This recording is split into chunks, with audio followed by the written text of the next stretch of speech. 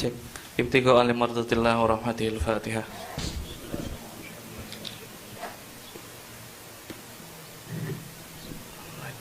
Alhamdulillah, salatu wassalamu ala Rasulillah.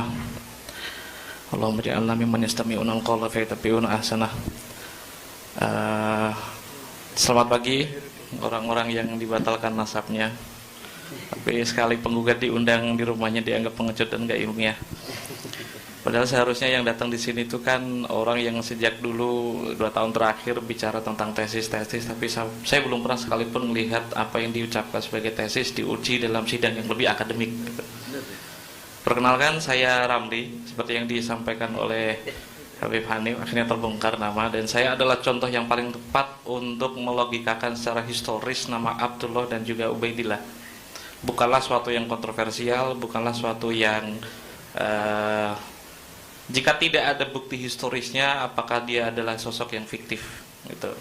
Belum pernah saya lihat, saya adalah orang yang selama 1 tahun terakhir ya, genap 1 tahun terakhir itu mewawancari beberapa pakar, beberapa intelektual, baik ada di Indonesia maupun di tempat yang lain, dan belum pernah saya sekalipun mendengar ketika saya sodori tesisnya Kiai Haji Madudin, kecuali para pakar itu mengatakan ini penelitian orang bodoh yang belum pernah tahu bagaimana cara ilmu nasab bekerja.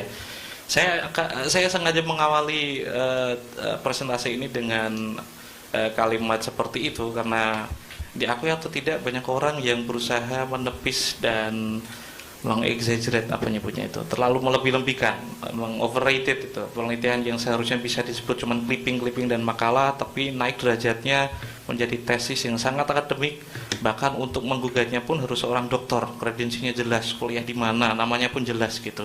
Terlalu berbelit-belit dan terlalu birokratis. Sementara kita selama 2 tahun melihat bagaimana beliau berkeliling dengan teman-temannya tanpa birokrasi, tanpa tedeng aling-aling.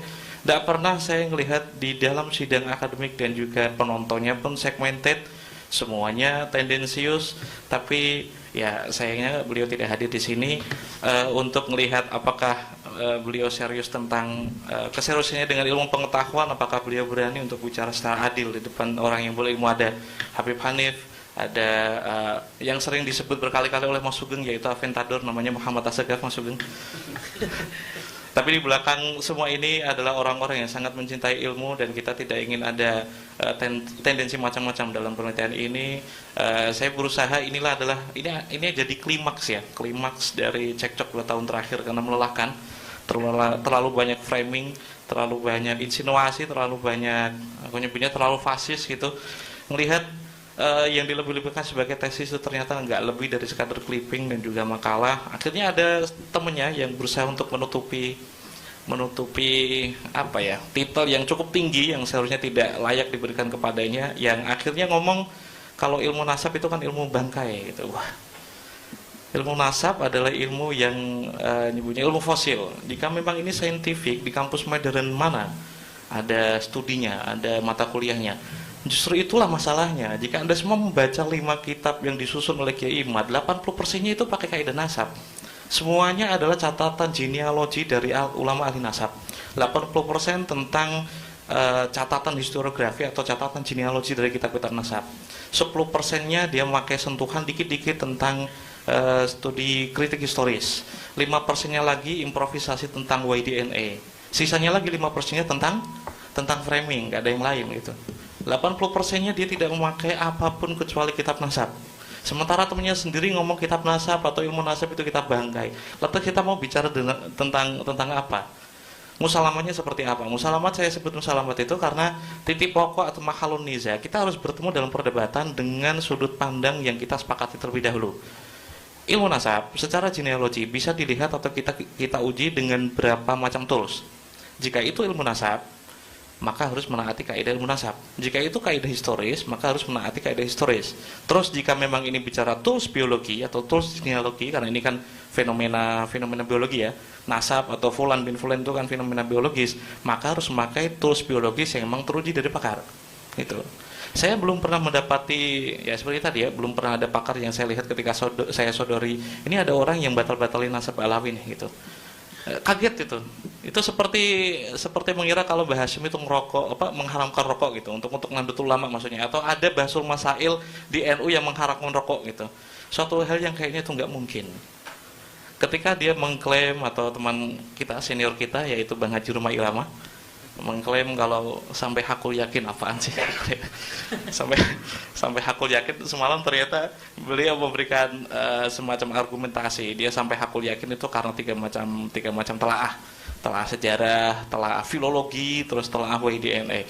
Oke kawan-kawan, saya akan berusaha mengawali presentasi ini dari sudut pandang sebuah sejarawan. Ilmu sejarah itu tidak 100% bicara tentang kebenaran dokumen. Kita bicara tentang bukti historisnya.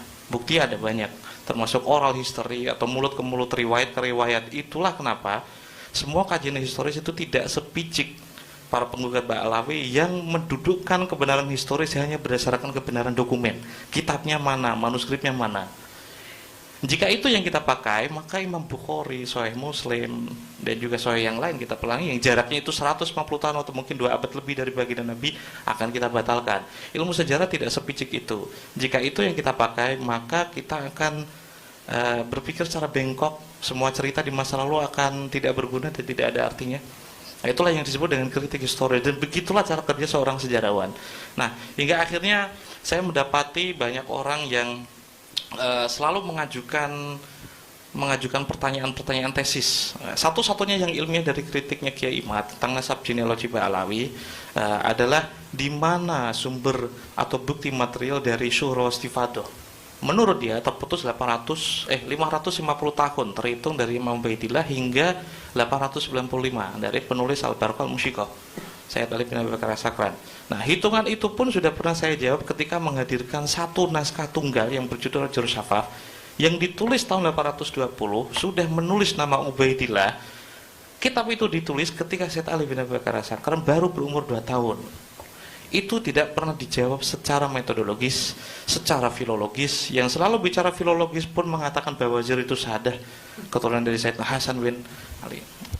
Orang-orang seperti ini mau bicara tentang filologi. Orang-orang seperti ini dipercaya sebagai pakar filolog. Orang seperti ini dipercaya sebagai pakar sejarah. Dan telaahnya yang maktang. Bang Roma katanya pakai manuskrip. Manuskrip apa coba? Satu kali pun saya belum pernah lihat para penggugat itu memakai studi filologi dan berdasarkan manuskrip. Sekadar contoh, nanti untuk detail akan saya tunjukkan ke dalam presentasi. Ini cuma prolog, nanti teman-teman melanjutkan tentang telaahnya tentang Jurus Syafaf yang tidak dia terima, ya karena Abdullah sudah disebutkan sebelum Sayyid Ali, orang yang digugat itu. Belum pernah saya lihat sekalipun dia meminta maaf karena menuduh Sayyid Ali, penulis kitab itu, sebagai pencangkok nasab. Padahal ketika beliau baru berumur 2 tahun, berarti kan masih menyusui. Mungkinkah orang yang menyusui memberikan informasi tentang kakeknya kepada orang yang 15 tahun kemudian sudah wafat? Ya nggak mungkin. Kitab itu cuma langsung diklaim ini kitab yang cukup diragukan karena naskahnya baru ditulis 45 tahun sebelumnya.